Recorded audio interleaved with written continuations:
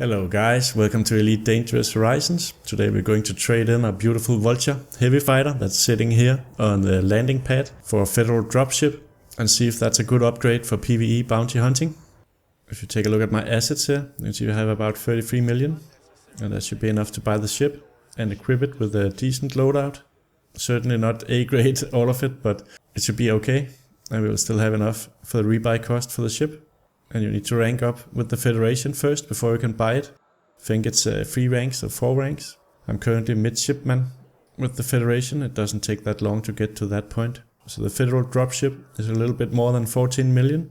And we can see that it has a pretty low top speed and consequently also a pretty low boost speed. It's not very maneuverable. And it doesn't have a very long jump range either, so it's probably not the best ship for exploration. It has a decent cargo size and it has a lot of options for hardpoints and internals. I wouldn't exactly call it a flexible ship because I wouldn't want to use it for exploring and I wouldn't want to use it for hauling cargo. There are much better options for that. But it's sort of a gunship. We can fit a lot of guns. But the reason I'm willing to upgrade is so that we are able to have more damage output from the guns. And we'll also be able to fit better secondary modules like kill warrant scanner and sensor and stuff like that. Alright, so let's buy the Federal Dropship and we can see I'll get 9.5 million for my old ship.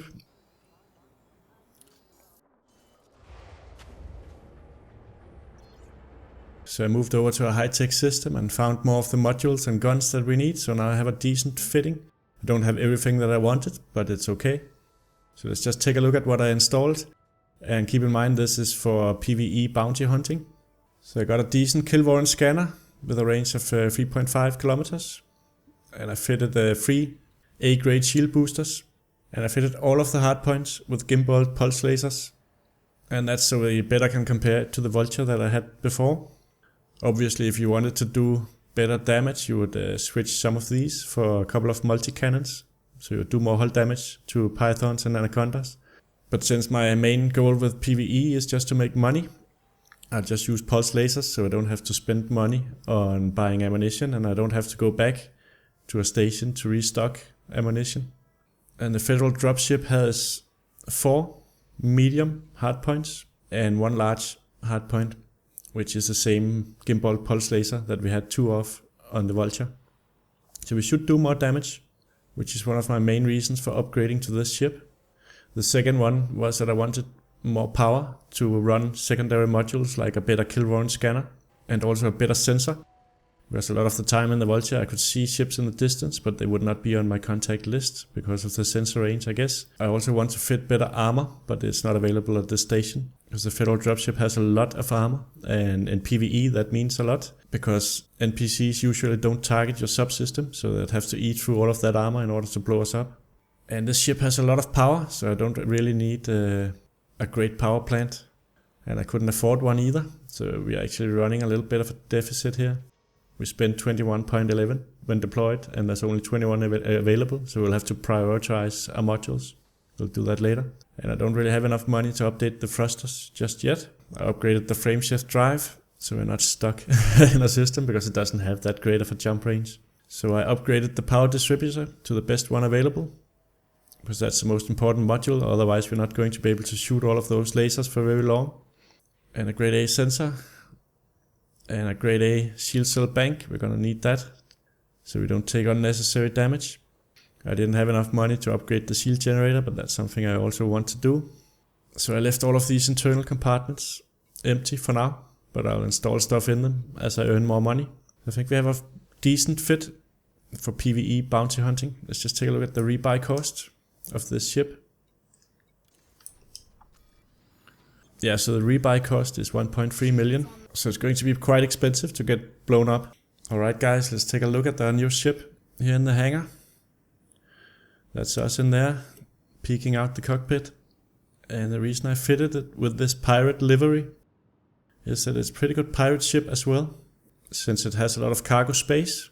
And it also has a mass inhibitor of 20 I think. Which is one of the highest in the game, meaning that it'll take another ship a long time to charge up the frameshift drive to jump out and escape. Of course the Federal Dropship is really slow, so if you fight anything else than haulers, and freighters, you'll probably not be able to catch them. They can just leave at any time, because they can engine boost away from you and jump away.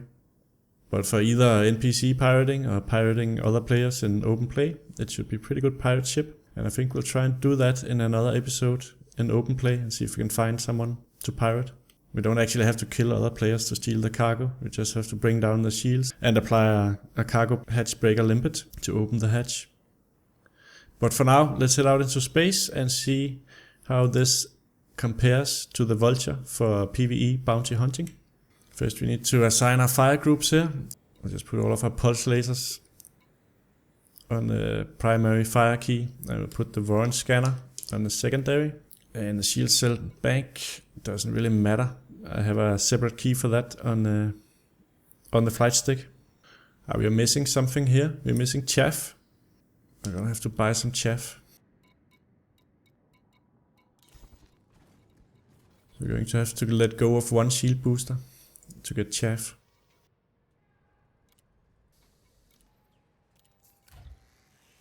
So we really need that in case we get targeted by an anaconda or python or something like that.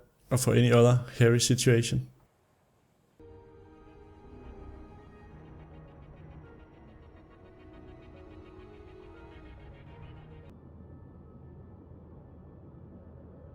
Alright guys, so here we are approaching a low intensity resource extraction site, so we can get a feel for the ship.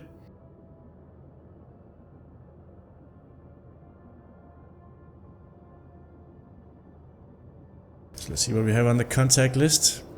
Valdemar Jensen, that's a Danish name probably. On that NPC is a Federal Dropship, so that's a mirror match. Let's just go for that, see if it's wanted.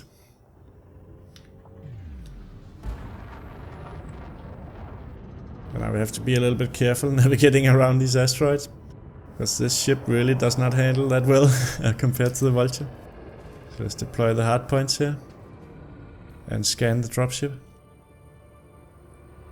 When we do an engine boost in this ship, you feel a little bit like you're drifting when you're trying to turn. So that's something to get used to. And this ship is wanted. So just get a little bit closer and we'll start shooting.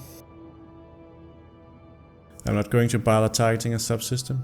We just want to see how quickly we'll eat through it.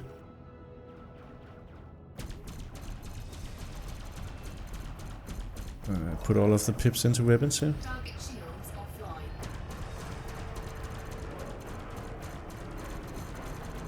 Yeah, see they're trying to turn. The ship just starts drifting, so that's really not as maneuverable as the Vulture, of course, but you really have to get used to this. It also starts moaning with a metallic sound when you try and turn.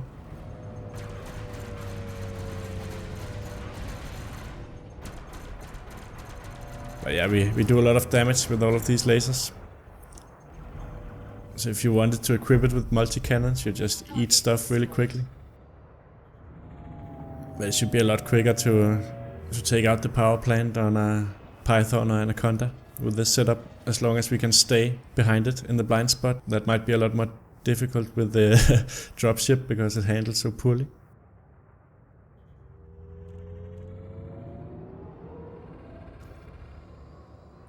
So there's a 30 lance. And that's also wanted. So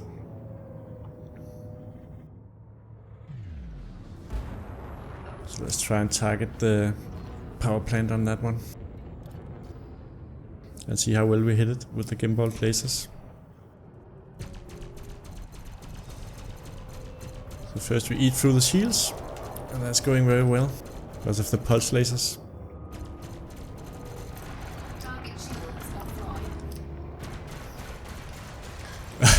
Trying to brake this ship just does not work.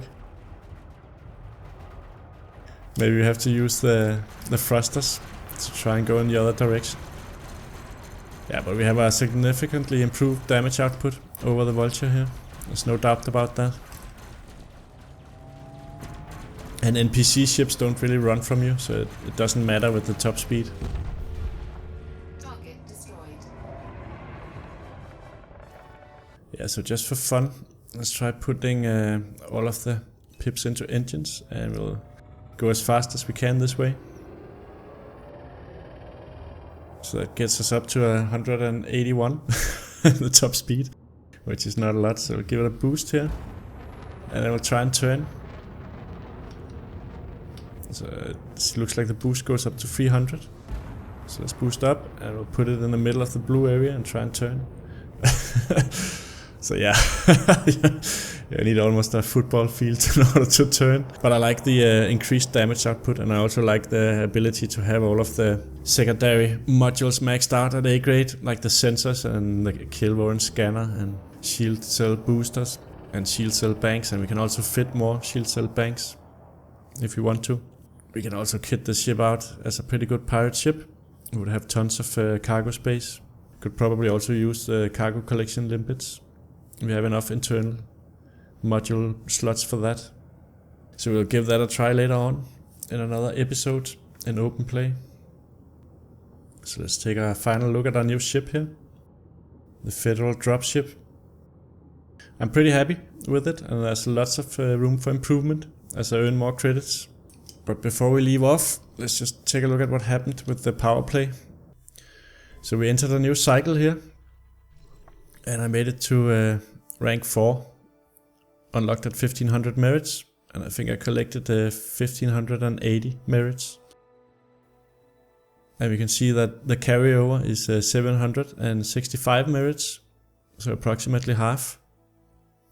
That means that I would only have to earn half the merits that I did last week to stay at rating 4. And the reason I could upgrade to the Federal Dropship so quickly was the extra bounty of 40% when handing in bounty vouchers in Zachary Hudson controlled or exploited systems. So I made that extra 20 million pretty quickly. Alright guys, that's all for now. Thank you for watching, and I'll catch you all later.